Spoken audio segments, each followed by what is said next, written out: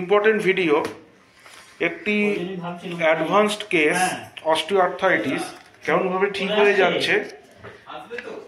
আমি মেডিসিন দিয়েছিলাম Medorrhinum in 50 millesimal scale of potency. আজকে রিপোর্টে পায়ের এই অবস্থা রয়েছে।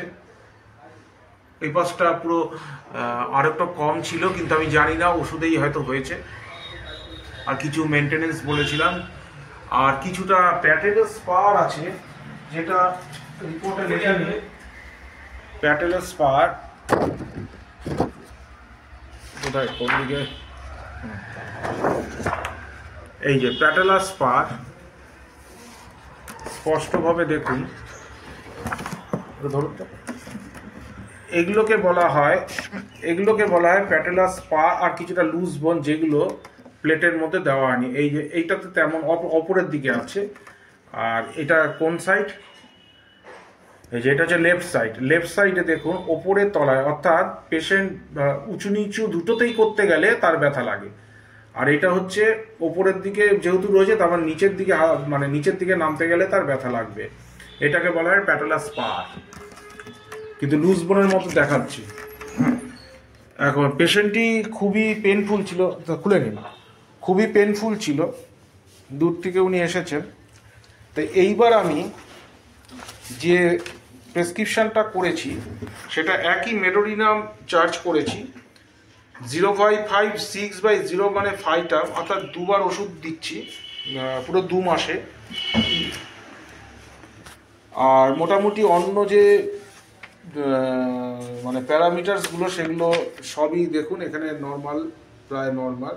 তবে ওয়েটটা খুবই বেশি, ফিমেল পেশেন্ট, 81 কেজিস, প্রেশার 140/80। যাই হোক, এগুলো সবই নর্মাল, অ্যানিমিয়া আর নেই। ডিজেনারেটিভ চেঞ্জেস ওই এক্সরে রিপোর্টটা করে এনেছে, সেই রিপোর্টটা জাস্ট আমি লিখে রেখেছি। এখানে প্যাটেলাস স্পার লেখে নি, কোথা থেকে কি বিশালক্ষী কী সব এটা কিন্তু থেকে করে এসছে।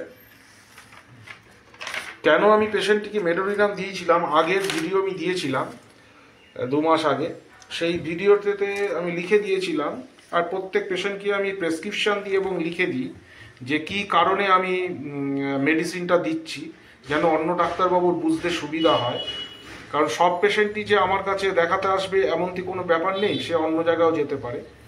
এই জন্য আমি সবাইকে লিখে দিই এবং প্রেসক্রিপশান, আমার রেজিস্টার্ড প্রেসক্রিপশানে আমি প্রেসক্রিপশান একটা করে দিই, কি আমি ফাইন্ডিংস পেলাম, ক্লিনিক্যাল চেক আপ পেলাম এবং কার ওপর আমি মেডিকেশান করছি। পেশেন্টটা যার জন্য আমি মেডোরিনাম দিয়েছিলাম, পেশেন্টটি ইরিটেবল ছিল ক্যারেক্টার, রিভেঞ্জফুল, ফ্যাস্টিডিয়াস, আচ্ছা, sensation of heat, perspiration profuse, desire for fish and salt, aversion milk, burning sensation, আর মানে কিছু থিঙ্কিং, দেখি এটা কি লিখেছিলাম,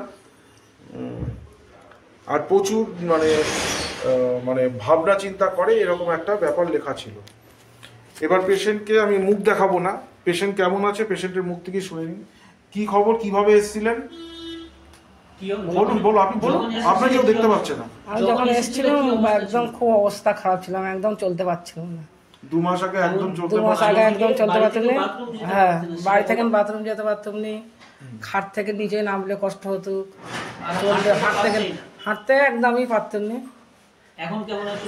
এখন ভালো, এখন ব্যথা যন্ত্রণা আমার মনে হচ্ছে তো একদমই নেই। আর মোটামুটি হাঁটতে পারছেন? হ্যাঁ, মোটামুটি স্বাভাবিকভাবে, স্বাভাবিক যেমন লোক হাঁটে সেরকম হাঁটতে পারতাম। 2 মাস আগে একদমই হাঁটতে পারতাম না। বাড়ি থেকে এদিক ওদিক ঘোরাঘুরি বা বাথরুম যায় কোনো সমস্যা নেই? কোনো সমস্যা নেই, মানে অনেকটা উন্নতি হয়েছে, তাই তো? তাহলে এখন আর কোনো সমস্যা নেই। যে পেশেন্টটি একেবারেই হাঁটতে পারতো না, দুটো হাঁটু একদম ধরেছিল, ব্যথা ছিল, হাঁটুতে হাত দিলে একদম বাবারে মারবো, এখন টিপলে টাবলেও ব্যথা কমে গেছে। হ্যাঁ, এখন ব্যথা নেই, এখন ব্যথা কিছুই নেই। একটু জিভটা দেখান তো। এই হচ্ছে জিভ। পেশেন্টের মুখ দেখাবো না আমি, মাঝখানে ফাড় আছে, অনেকে নাইট্রিক অ্যাসিড ভাববে হয়তো। যাই হোক, পেশেন্টের মুখ থেকেই শুনে নিলেন যে মাত্র 2 মাসেই এরকম সিভিয়ার কেস কত সুন্দর ম্যানেজ করে দেওয়া যায়। মেডিকেশনটা এবং ম্যানেজমেন্টটা ঠিক হওয়া চাই। তাই এইবার আমি একই মেডিসিন রান করিয়েছি, কিন্তু বিভিন্ন অন্য পোটেন্সিতে রান করিয়েছি। আবার 2 মাস পরে একটা ডেট দিয়েছি, আশা করছি তখন আর কোনো কমপ্লেন নিয়ে আসবে না, পেশেন্ট ঠিক হয়ে যাবে। এবং পেশেন্টকে আমি ছেড়ে দিতে পারবো। এইটা হচ্ছে অস্টিওআর্থ্রাইটিস কেস। সুতরাং হোমিওপ্যাথিতে খুব সুন্দরভাবে অর্থোপেডিক কেস যে ম্যানেজ করে দেওয়া যায়, এটা তার প্রমাণ পেশেন্টের মুখেই শুনে নিলেন। ধন্যবাদ, থ্যাংক ইউ।